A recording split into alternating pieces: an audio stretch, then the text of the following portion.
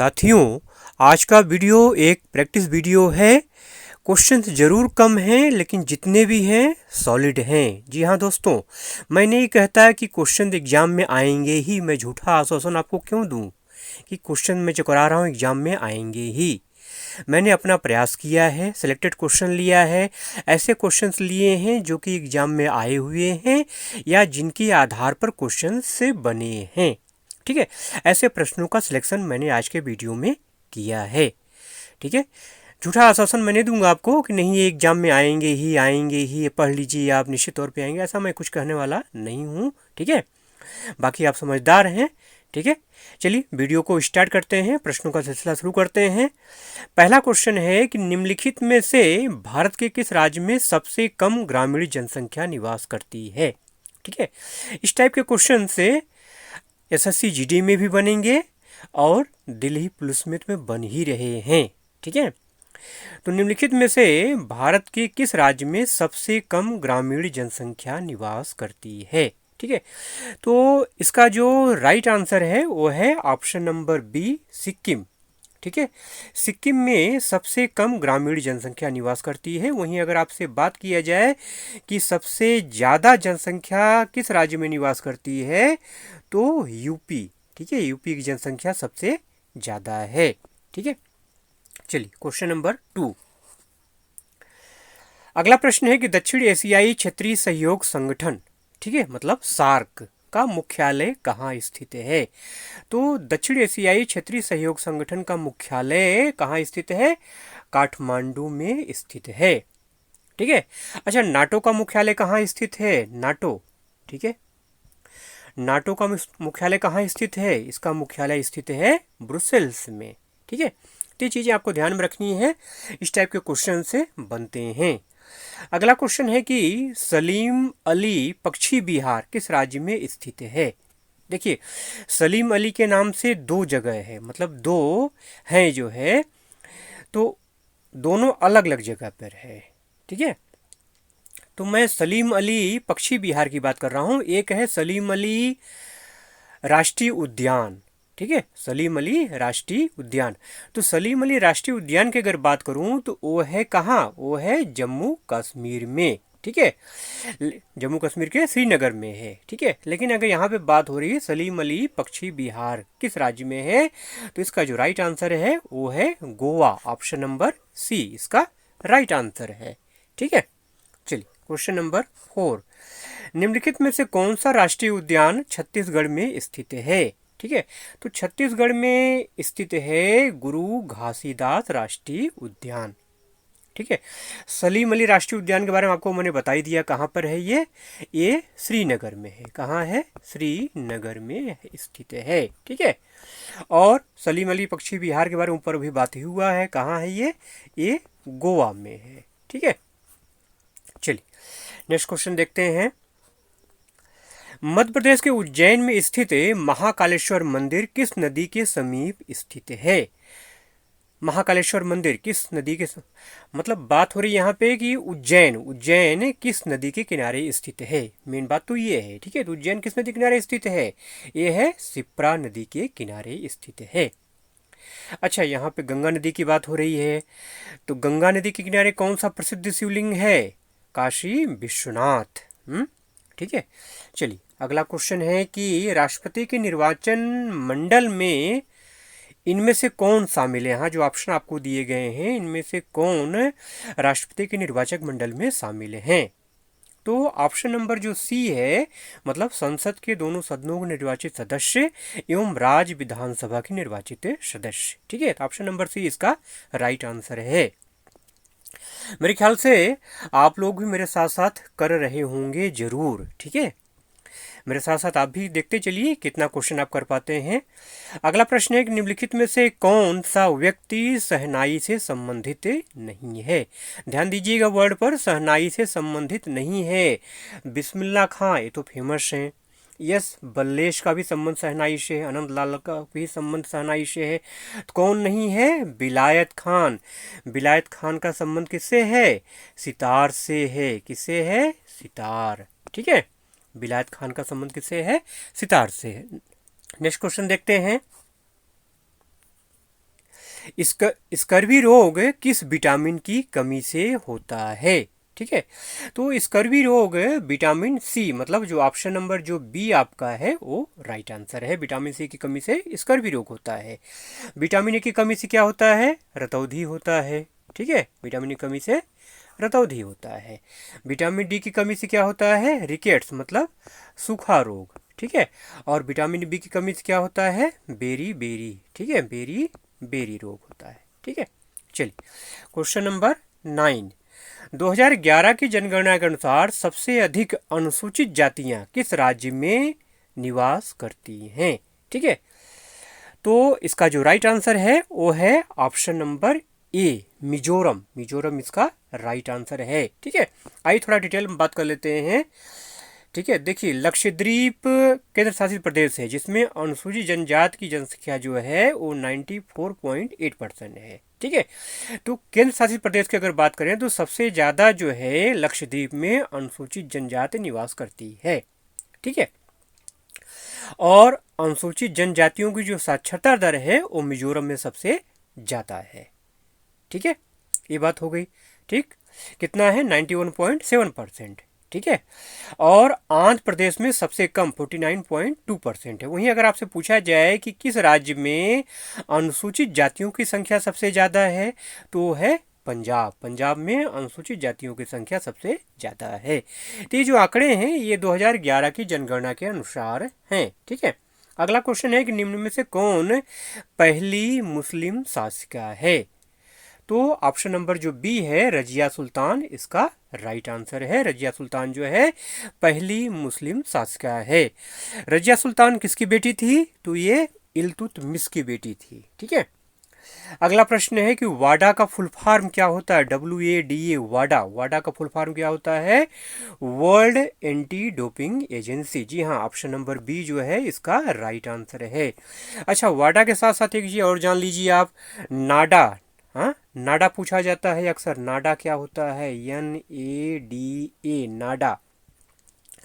नाडा का मतलब होता है नेशनल एंटी डोपिंग एजेंसी। ठीक है, नेशनल एंटी डोपिंग एजेंसी। अगला क्वेश्चन है कि साल 2001 में भारत रत्न से किसे सम्मानित किया गया था? तो इसका जो राइट आंसर है, यहाँ ऑप्शन जो दिया हुआ है तो ऑप्शन नंबर जो डी है बिस्मिल्लाह खान, ये इसका राइट आंसर है। ठीक है, वहीं अगर हम APJ अब्दुल कलाम की बात करें तो 1997 में 1997 में जो है डॉक्टर APJ अब्दुल कलाम को भारत रत्न से सम्मानित किया गया था। ठीक है, और डॉक्टर S सुब्बुलक्ष्मी की अगर हम बात करें जो है तो 1998 1998 में। ठीक है, और पंडित रविशंकर की अगर बात करें तो 1999।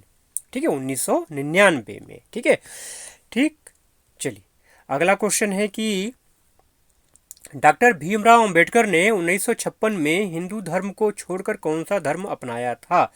तो ऑप्शन नंबर जो डी है इसका राइट आंसर है बौद्ध धर्म। ठीक है, वैसे क्वेश्चन आसान है लेकिन यहाँ पे एक चीज़ ये हो सकता है, घुमा के आपसे पूछा जा सकता है कि डॉक्टर भीमराव अंबेडकर ने हिंदू धर्म को छोड़ करके बौद्ध धर्म किस सन में अपनाया था, किस वर्ष अपनाया था? तो ये महत्वपूर्ण बात है 1956, इसको ध्यान रखिएगा। ठीक है, अगला प्रश्न है कि बाउंसर शब्द का संबंध किस खेल से है?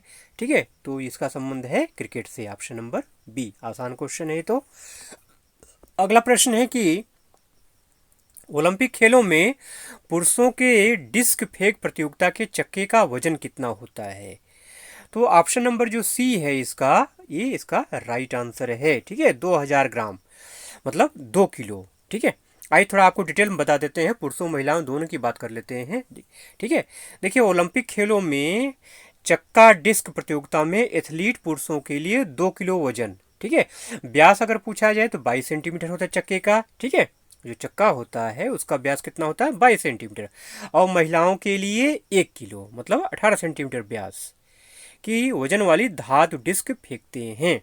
ठीक है, और दूसरी बात, महत्वपूर्ण बात यह है जहां तक संभव हो 2.5 मीटर व्यास के सर्कल के अंदर रहते हुए इसको फेंका जाता है। ठीक है, अगला प्रश्न है कि हेमिस मठ बौद्ध विहार भारत के किस राज्य में स्थित है? ठीक है, हेमिस मठ, तो जो ऑप्शन नंबर सी है इसका, लद्दाख, ये इसका राइट आंसर है। लद्दाख में हेमिस मठ स्थित है। ठीक है।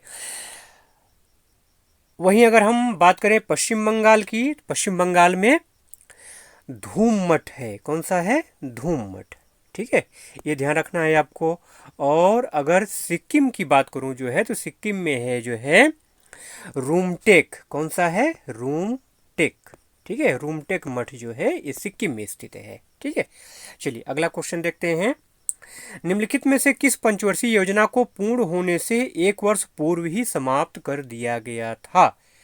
तो ऑप्शन नंबर जो डी है इसका ये राइट आंसर है। ठीक है, देखिए जो 5वीं पंचवर्षीय योजना थी ये 1900, चलो भाई चलो चलो, 1974 से लेकर के 1979 तक, 1979 तक ये योजना का कार्यकाल था। लेकिन 1978 में ही, ठीक है, इसको क्या कर दिया गया? इसको बंद कर दिया गया था। तो पंचवर्षीय योजना के ऊपर क्वेश्चन है बन रहे हैं, बार बार बन रहा है, लगभग डेली बन रहा है। ठीक है, पंचवर्षीय योजना के बारे में डिटेल अगर जानकारी चाहिए तो उसके ऊपर वीडियो बना हुआ है। ठीक है, उसको आप देख सकते हैं, डिस्क्रिप्शन में लिंक दे दूंगा, आई बटन के ऊपर लिंक भी दे दूंगा। ठीक है, इन स्क्रीन में भी लगा दूंगा।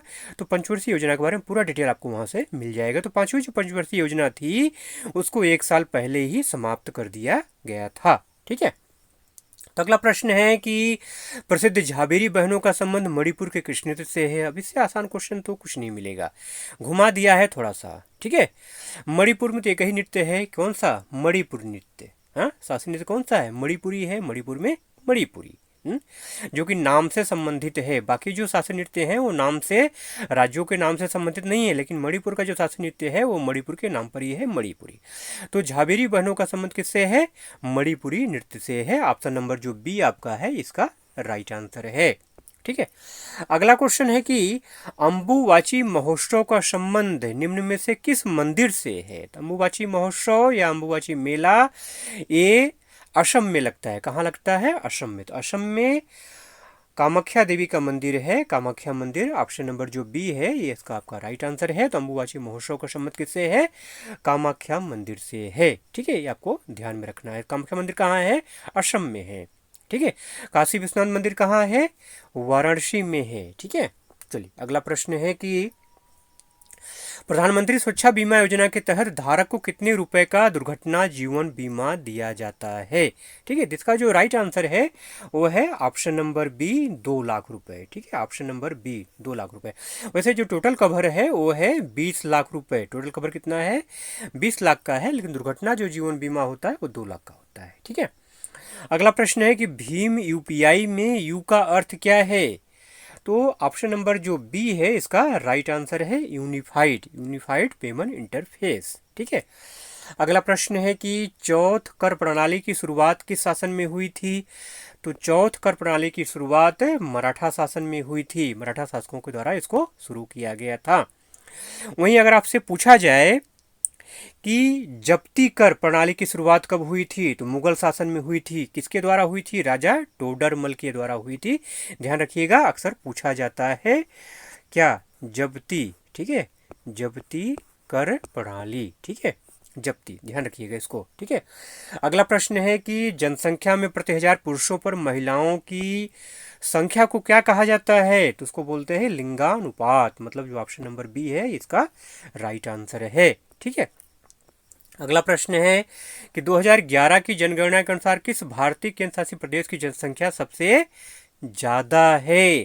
तो जी हाँ, दिल्ली। दिल्ली पुलिस का आप एग्जाम दे रहे हैं और दिल्ली की जनसंख्या क्या है? सबसे ज्यादा है। ठीक है, दिल्ली की मेरिट भी इसीलिए हाई जाती है क्योंकि लोग वहीं पे ज्यादा जाना चाहते हैं। ठीक है, जॉब के लिए, एसएससी की जॉब के लिए, एसएससी की जो बाकी जॉब्स हैं जो है उसकी मेरिट क्या होती है? दिल्ली की सबसे ज़्यादा जाती है क्योंकि दिल्ली पहली चॉइस होती है। ठीक है, पॉस एरिया है ना, इसी वजह से। ठीक है, चलिए तो बात हो गई जो है अलग, थोड़ा सा भटक गए हम लोग जो है। तो सबसे ज़्यादा मतलब केंद्र शासित प्रदेश की अगर बात करें, सबसे ज़्यादा जनसंख्या कहाँ की है? दिल्ली की है। तो सबसे ज़्यादा की बात हो गई।